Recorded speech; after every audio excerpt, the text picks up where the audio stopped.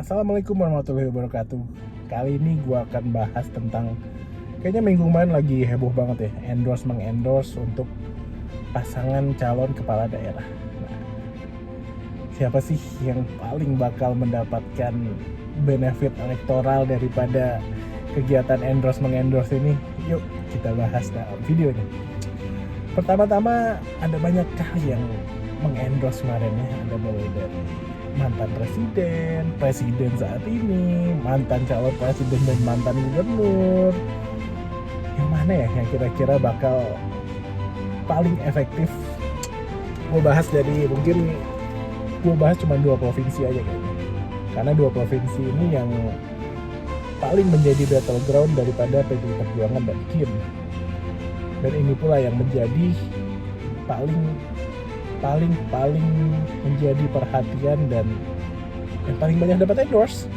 Mulai dari Jakarta, battleground sesungguhnya, tapi kayaknya sudah mulai ada miring ke sini nih kalau dilihat dari suaranya sih. Kemarin di awalnya pasangan Pramono dan Rano silaturahmi ke Mas Anies diterima, namun belum ada gestur-gestur dukungan, hanya saja diterima. Orang bilang kan belum ada apa-apa. Terus dijawablah dengan jawaban RK Suswono dengan mengundang Pak Jokowi langsung dari Solo ke Jakarta untuk ikut berkampanye. Di malam hari ikut berkampanye bersama RK dan Suswono. Dijawab lagi oleh pasangan Pramono Rano, kali ini ke tempat Mas Anies, tapi dengan gestur yang lebih jelas.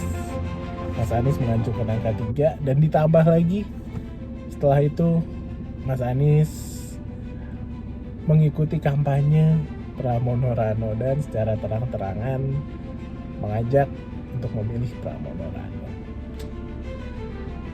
Di video sebelumnya gue udah bilang siapa yang mendapatkan dukungan. Gue juga bilang waktu itu makan malam bareng atau di foto lagi bersama salah satu paslon Mas Anies, sudah selesai itu pilkada. Tapi sekarang ternyata bukan cuman bersama, namun dukungan secara jelas, bukan hanya telunjuk, tapi seluruhnya mendukung secara pasti pasangan Pramono Rano.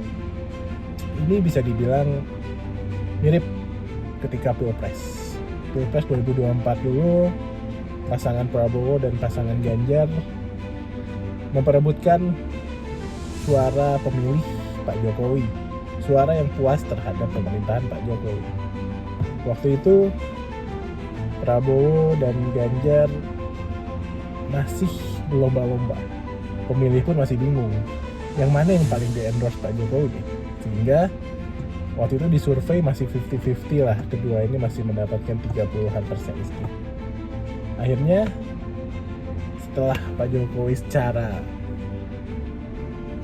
padahal tidak secara betul-betul, namun menempatkan mayoritas orang-orangnya, terutama Mas Gibran yaitu anak Pak Jokowi, untuk menjadi wapresnya Pak Prabowo, ya udah selesai.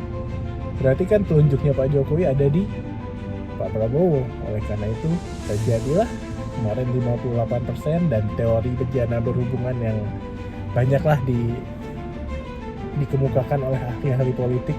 Nah, di sini gua rasa di Jakarta ini kedua paslon, ya kita nggak bisa menyebut 3, ya udahlah yang kompetitif kan 2 nih ya, 2 paslon nomor 1 nomor 3.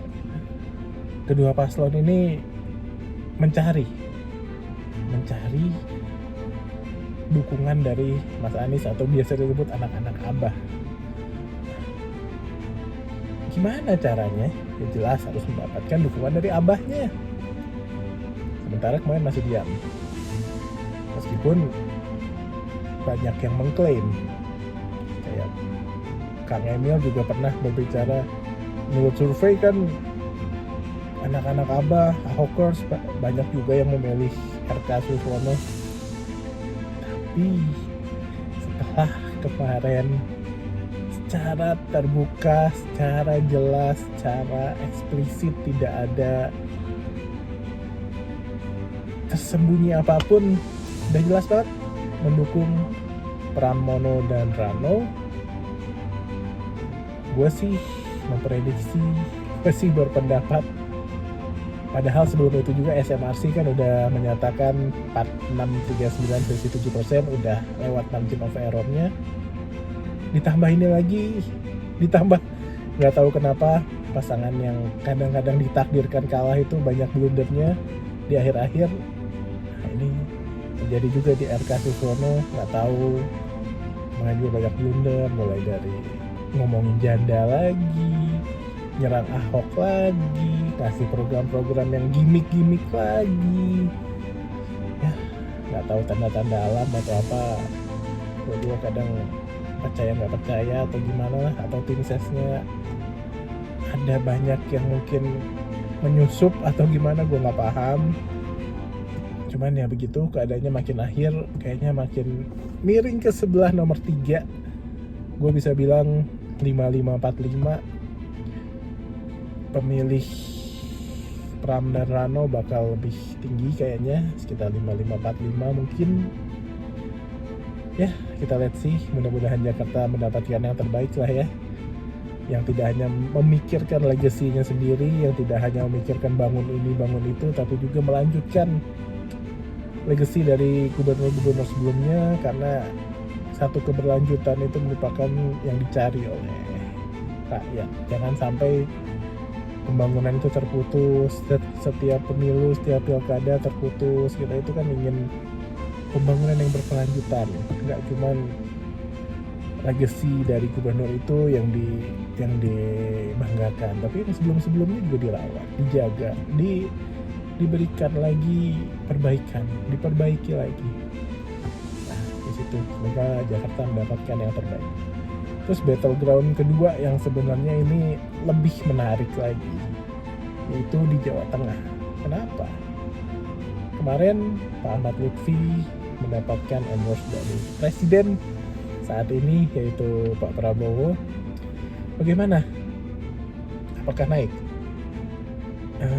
Di sini sebenarnya Pak Prabowo pas Pilpres menang di Jawa Tengah.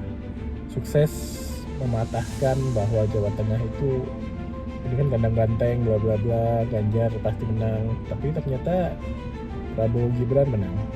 Tentu dengan dukungan Pak Jokowi juga melalui Gibran yang cukup kuat di Jawa Tengah, maka Prabowo bisa menang.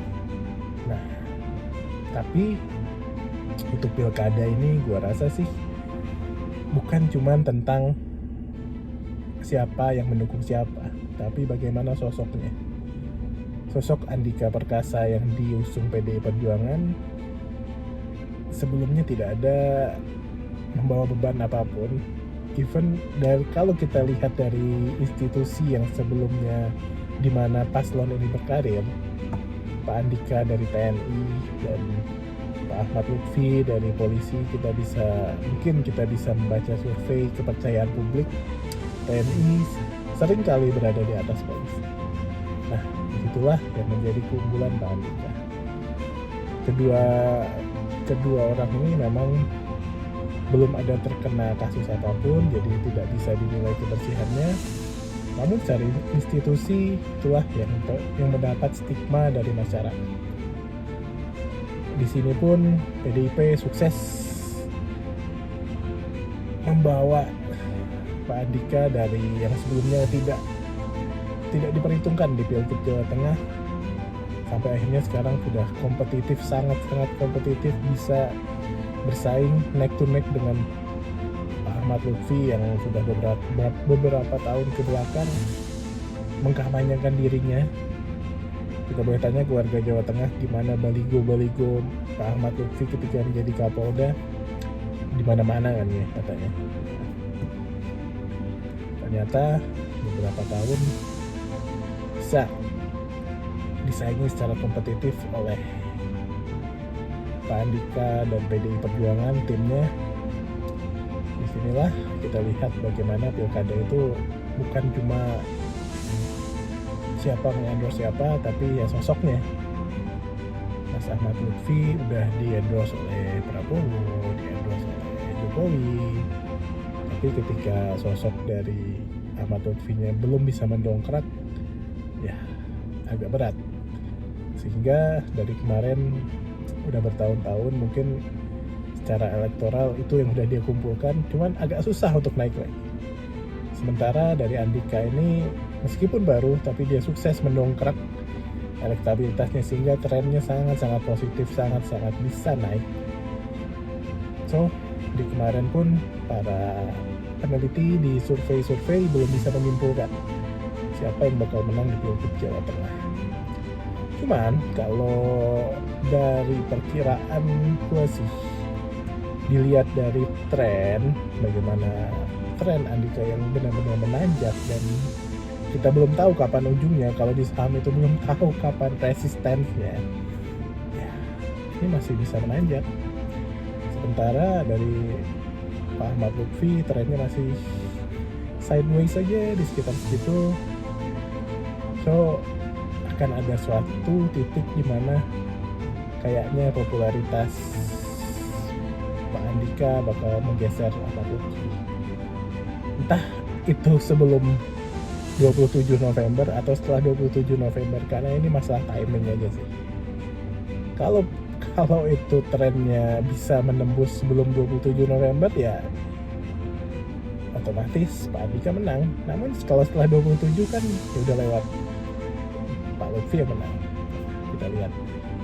Belum bisa ada yang memperkirakan siapa yang bakal terpilih.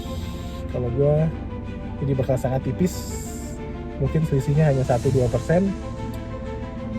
Feeling gue nih, feeling doang ya. Kayaknya Pak Andika yang bakal menang. PDIP masih cukup kuat di Jawa Tengah. Dulu kecuali kalau misalkan Kaisang jadi wagubnya Pak Ahmad Lutfi, mungkin orang-orang bakal dengan yakin dengan endorsean Jokowi. So, itulah yang bisa gue bahas tentang mengendorse minggu kebelakang ini. Semoga kepala daerah yang terbaik lah yang terpilih, yang bisa membangun daerahnya, yang bukan cuman menjadikan kepala daerah sebagai batu loncatan untuk ke presiden atau wapres. Semoga bisa menjadikan daerahnya lebih baik lagi. Semoga bisa memikirkan legacy dari gubernur-gubernur sebelumnya, bukan cuma legacy dirinya sendiri, tapi bisa merawat dari legacy gubernur sebelumnya. Next week gue bakal review siapa pemenang-pemenang pilkada, siapa pemimpin-pemimpin daerah baru. Mudah-mudahan yang terbaik yang akan terpilih. Thank you for watching. See you.